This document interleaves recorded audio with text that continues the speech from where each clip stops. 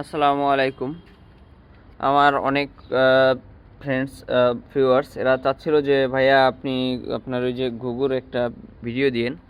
তো এই যে আসলে মাঝখানে একটা অ্যাক্সিডেন্ট হয়ে যাওয়ার কারণে এই জায়গা থেকে আমার এই যে খাঁচার যে ইয়াটা এটা এইভাবে কীভাবে যেন আটকাইছিল বুঝছেন। তো আমি ব্যস্তর কারণে যখন চলে গেছি হয়তো এর যে পুরুষ পাখিটা অর্থাৎ নর যে ঘুঘু পাখিটা সেটা এই জায়গা থেকে বের হয়ে গিয়ে এই যে কাকটা যেখানে বসা এই ওয়ালের উপরে ছিল।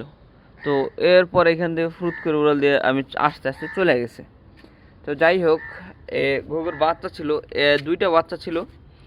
এটা হচ্ছে একটা, আর একটা ছিল, কিন্তু ওই বাচ্চাটা হয়তো মারা গেছে। কী কারণে আমি ভালো বলতে পারবো না, হয়তো পর্যাপ্ত খাবার পায় না এই কারণেই মারা গেছে। কিন্তু আর একটা বাচ্চা আছে এই যে মাশাল্লাহ, এটাও বড় হচ্ছে। এটা হয়তো মেবি নর বাচ্চাই হবে এইটা। আর এই যে আমাদের সেই মা পাখিটা এখনও বসে আছে এখানে, ওর মন খারাপ হয়তো। আমি বুঝতেছি ঠিকই যে আসলেই ওর মন খারাপ,